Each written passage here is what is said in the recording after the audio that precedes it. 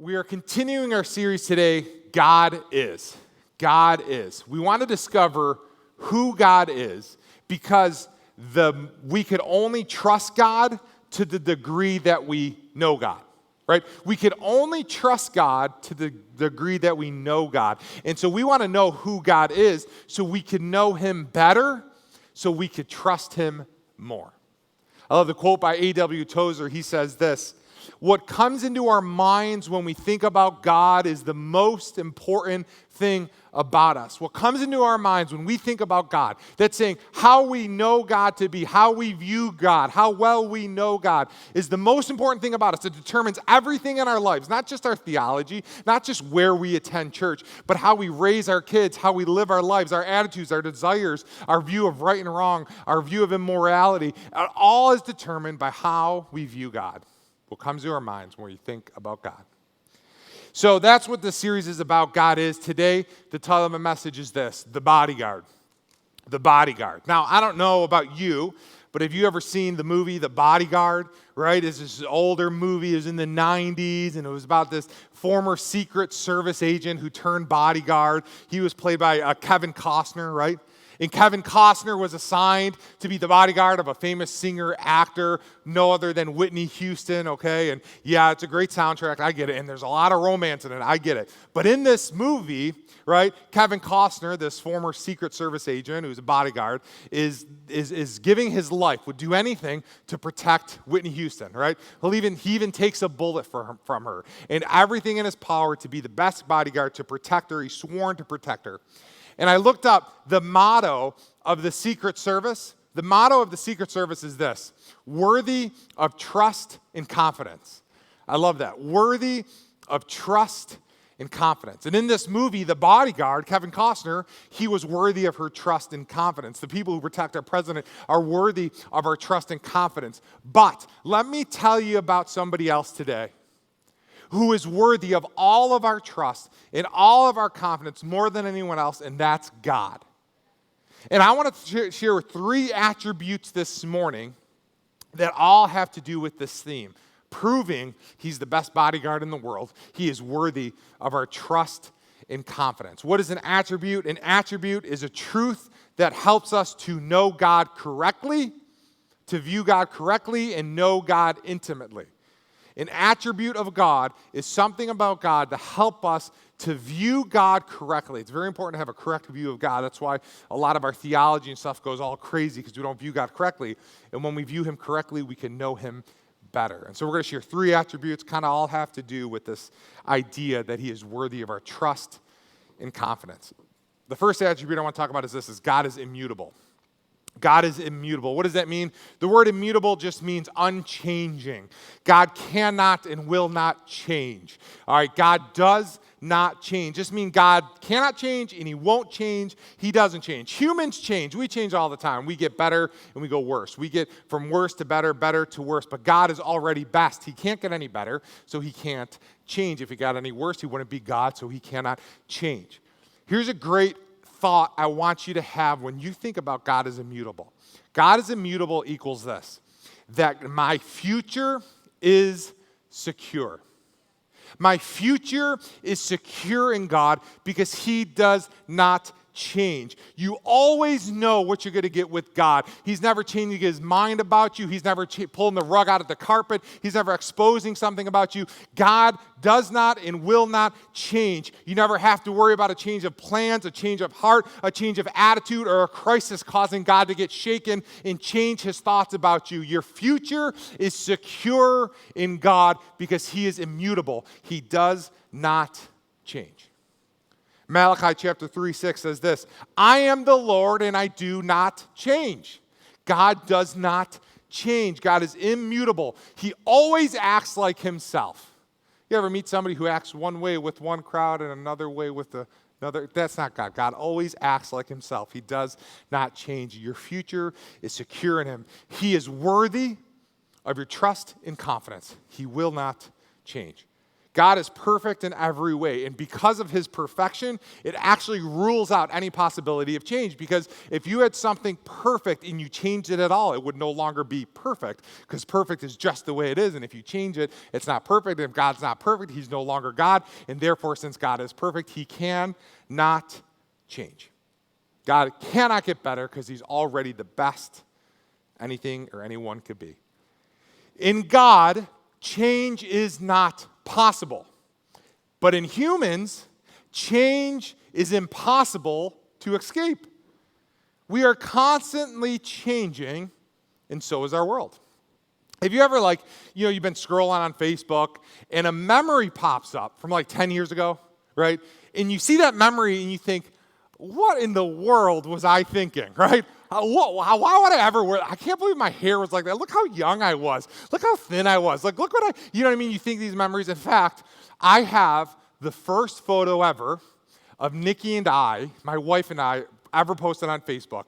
It's right here. Look at this photo. Now, that's a photo, the first one ever. That was almost a decade ago. That's us and another girl with us. We were on a missions trip. Okay, so take it easy with us. Nikki just shaved her heads for bald for bucks. The hair was growing back. But that's the first ever. Thank you for not laughing. I thought I was going to get a comedic laugh, but thank you for not laughing. We've come a long way, honey, since then, so thank the Lord. All right, we've all seen that, though. We're being vulnerable this morning. In all fairness, yeah, we're on a missions trip, so some of that is, take it as you will. But we're always changing, right? We're always changing, and so is our world. But God is not. He is immutable. He never changes. And because of that, you know your future is secure in him. God is truly worthy of your trust and confidence. And I know many times change can be difficult. And sometimes we view change as a bad thing. But there is one kind of change that God enables in humans that is a gift from God. It's called redemption. Redemption is an amazing thing, and we know it because change is possible, and it's only through Christ. 2 Corinthians 5:17 says this. This means that anyone who belongs to Christ has become a new person. The old life is gone.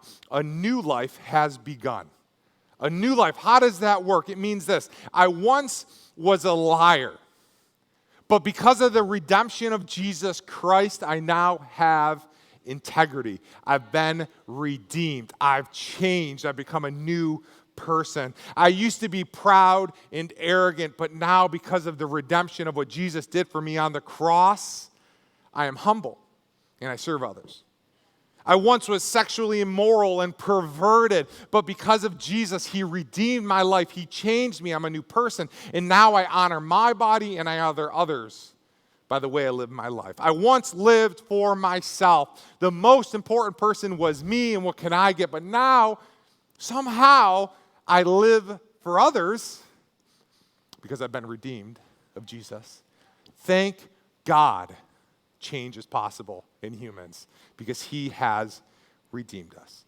It's wonderful that change is possible in us, but it's wonderful that God does not change because you never have to worry that his attitude towards us is different, that he feels differently towards you. In fact, his attitude is the same for all eternity. He'll never get sick of you, leave you, or want something else. His attitude when he decided to send his son Jesus to die on the cross so we could be redeemed, and his attitude when he sent Jesus is the same as it was when he sent Jesus. Even if you've messed up 1,000 times, even if you've rejected God, even if you snubbed God, even if you've been ignoring God, his attitude has not changed towards you because he cannot and will not change. We should find peace that no matter what, when we approach God, we never have to worry about what mood he'll be in. He will always be welcoming and receptive to you no matter what. My future is secure because God does not change. Life and its craziness can often shake us.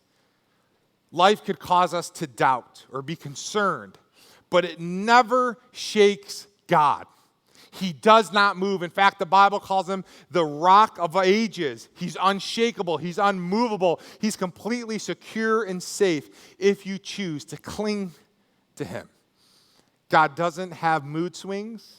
He doesn't change his affections towards you, and his attitude towards you is the same as when Jesus said this 2,000 years ago in Matthew 11:28.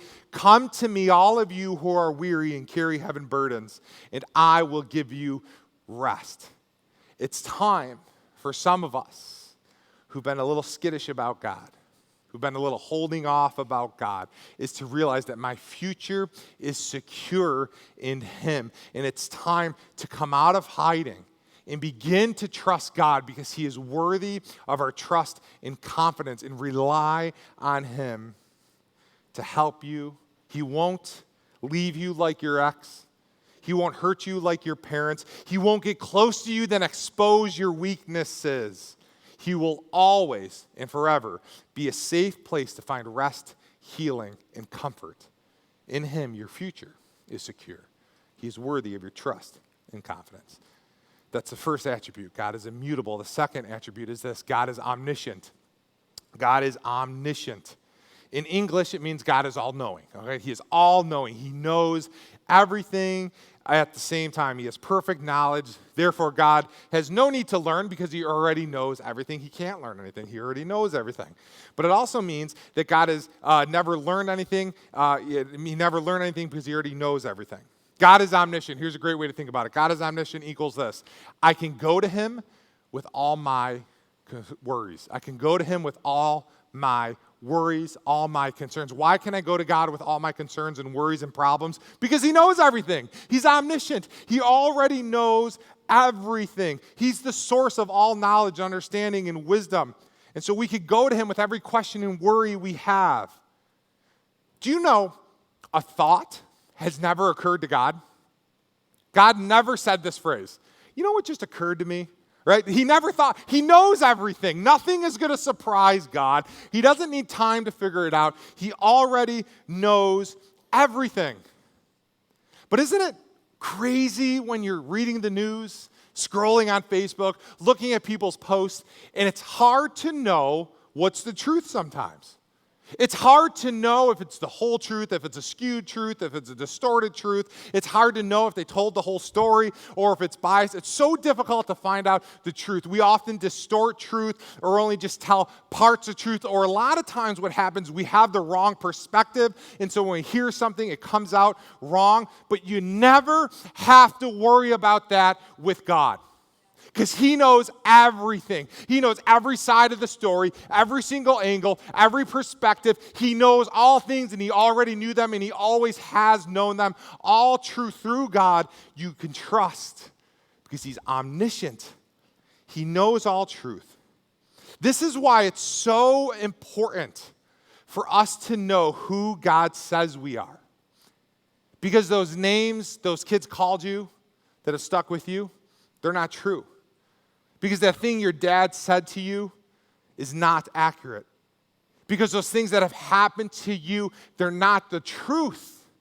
They're a distorted truth. They're a messed up truth that someone's trying to pass to you, and it's no truth at all. God knows the answers to life's questions. And unlike us, God is never surprised. He's never bewildered. He's never confused. He's always completely aware of all the events, past, future, and present. That's why we can always go to him with all our worries. That's why he's worthy of our trust and confidence, because he's never going to change, and he knows everything. God doesn't discover things. He already knows them. He doesn't wonder how things are going to work out or try to solve things. You can't surprise God. You can't catch him off guard, because he already knows all things. God perfectly knows himself. He knows the whole universe. And here's the craziest thing. He knows everything about you. God knows everything about you. Your desires, your motives, your weaknesses, your strengths, your thoughts. In fact, God knows more about you than you will ever know about yourself. God knows you better than you know yourself. Psalm 139, verses 1 through 6 say this: O Lord, you have examined my heart and you know everything about me. You know when I sit down or stand up. You know my thoughts, even when I'm far away. You see me when I travel and when I rest at home. You know everything I do. You know what I'm going to say even before I say it, Lord. I wish I knew what I was going to say half the time before I say it, right? You go before me and you follow me. You place your hand of blessing on my head. Such knowledge is too wonderful for me, too great for me to understand. God's knowledge, his omniscience, is too wonderful. The psalmist is saying, it's a good thing that God knows everything. It's wonderful. God knows everything about me. To some, that might cause fear. That God knows everything, right? That he knows my secret thoughts. He knows my sins. He knows every weakness, every flaw, every insecurity. God knows everything about me. But to those of us who have become children of God, that shouldn't bring fear. That should bring peace and confidence and comfort. Why? Because no one can ever gossip to God about you and tell God something he doesn't already know or that might cause him to change his mind about you. No enemy can make an accusation stick that isn't true. No skeleton can come out of the closet and scare God away from you. No weakness or character flaw can ever come to light and cause God to change his mind to you about you. You know what? You can't even scare God or mess up God's love for you by something you'll say and you'll later on regret. Because as the psalmist says, he already knows what I'm going to say, even before I say it. You never have to pretend to be somebody you're not. You never have to put a show on for God. You never have to put a front on for God. Because he knows the real you. And he still loves you. And he will always love you. God is omniscient.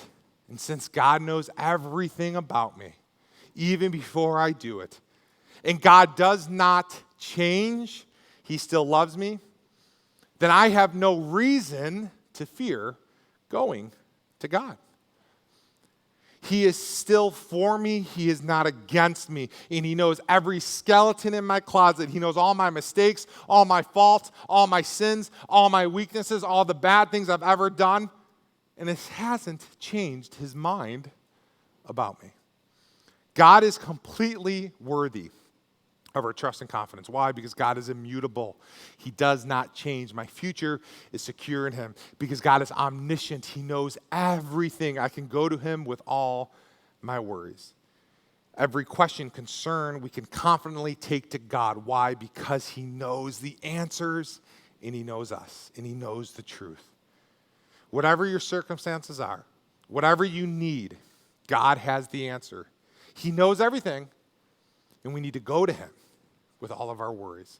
James 1:5 says this, if any of you lacks wisdom, you should ask God, who gives generously to all without finding fault, and it will be given to you.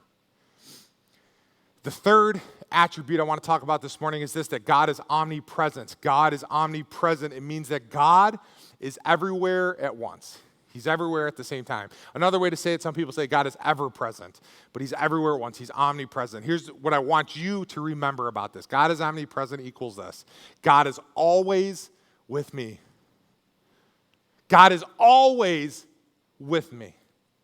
He is not limited to one location or one person at a time. He fills the whole universe all at once. He is always with me, better than any bodyguard or Secret Service agent. He's omnipresent. Acts 17:28 says this, for in him we live and move and exist.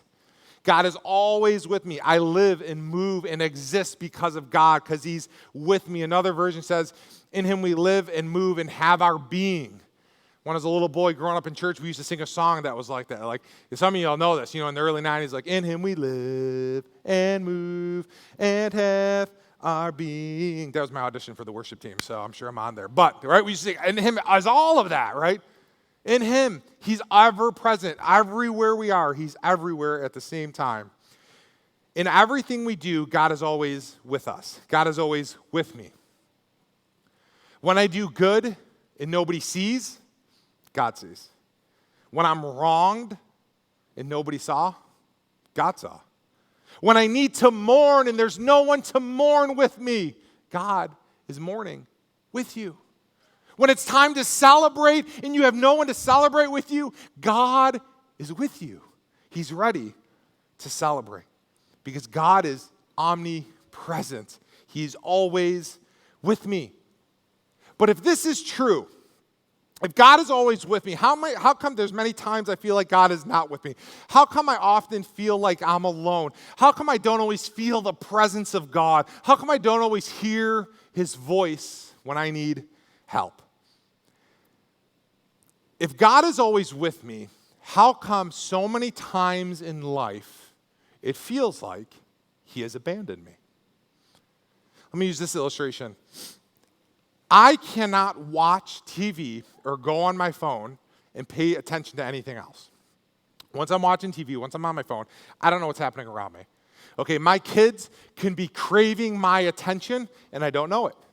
They could be calling my name. They could be asking me to play with them. In fact, one time my wife says, "Jonathan, do you hear your daughter? She's singing a song about you." And I'm like, "Wait, what? I missed it." Why? What's happening? Because I accidentally ignore the most important voices in my life because I'm too preoccupied doing something else that frankly isn't even that important. And might I suggest we often do the same thing to God. It's not that God is absent. It's not that God is too busy for you. It's not that God doesn't think you're important enough. It's usually quite the opposite. God wants us to know him. God wants us to hear him. God wants to spend time with us. God wants your attention. He wants your affection. But sometimes we get too preoccupied worrying about our problems, discussing what's happening at work, scrolling on Facebook, and we're the ones that are too preoccupied to hear God. God is omnipresent. He's everywhere at once. He is always with me. He's always with you. He is completely worthy of your trust and confidence. God is always with me. That means when I don't feel God, it's not that God is too busy. It's not that God got caught up. He was late getting out of work. He got caught in traffic. He's on a long phone call. That doesn't happen. He's always with you. It's not that God is ignoring you. It's not that God is too obsessed with somebody else who you thought someone else was important and your problems aren't that important. None of that is true. It's often that we keep getting too distracted to take time to turn our attention to God and hear what he has to say to us. 1 Corinthians 3:16 says this, "Don't you realize that all of you together are the temple of God and that the Spirit of God lives in you?" Don't you realize? Honestly, sometimes I don't realize. Sometimes I forget that God's Spirit is in me. I get just too busy on Instagram and watching sports and checking the stock market and arguing about politics, and those are just some of my problems. We get too busy and we forget that the Spirit of God lives in us, that God is always with me. God is always with us. Even in your mess, he's with you. Even in your hurt, even in your failures, even in your worry, even in the uncertainty you have in your life, God is with you. He is always with you, and he's completely worthy of your trust and confidence. As the band comes back up, I want to end with reading the rest of Psalm 139. We read verses 1 through 6. I want to read verses 7 through 12. It kind of ties this whole message together, and we're going to get ready to sing another song. Psalm 139, verse 7 says this, "I can never escape from your spirit. I can never get away from your presence." First thing to note is you can't escape God. You can't flee from him. There is nowhere you are or have been that God won't be with you. God is omnipresent. He's always with you. Verse 8 says this, "If I go up to heaven, you're there. If I go down to the grave, you are there." That word grave is Sheol or Hades. It means the place of the dead. Let me say it the way I want to say it this morning. Even if you feel dead inside, even if you've made some mistakes and you feel like it's a dead end, you got nowhere else to go, no one else to be, no one else will want you. You can't run too far from God. You're not too dead for God to be with you. You're not in a place that God isn't with you. He's everywhere at once. God still cares for you. Verses 9 through 12. If I ride the wings of the morning, if I dwell by the farthest oceans, even there your hand will guide me, and your strength will support me. I could ask the darkness to hide me and the light around me to become night, but even in the darkness, I cannot hide. Even in the darkest night, you cannot hide from God. Let me say it another way. If you've been doing some pretty dark, messed up things that no one else knows about, that can't even hide you from God. Another name for the devil is the prince of darkness. Satan himself cannot hide you from God. He can't cause you to do something that would hide you from God. The darkness of shame, of guilt, of abuse, of hurt, of embarrassment, of lies, they cannot hide you from God because he's omnipresent. He's always with me. Today, it's time you come out of the darkness. It's time you stop fooling yourself thinking you're hiding from God because you're not. He's with you. And it's time you turn your attention to God because he is worthy of all your trust, of all your confidence. God is immutable. He does not change. He'll always forgive you. He'll always love you. His compassion for you never changes. Your future is secure in God. God is omniscient. He knows everything. You can go to him with all your worries. And this morning, it's time to go to him with your worries and concerns and problems. And lastly, God is omnipresent. He's always with me.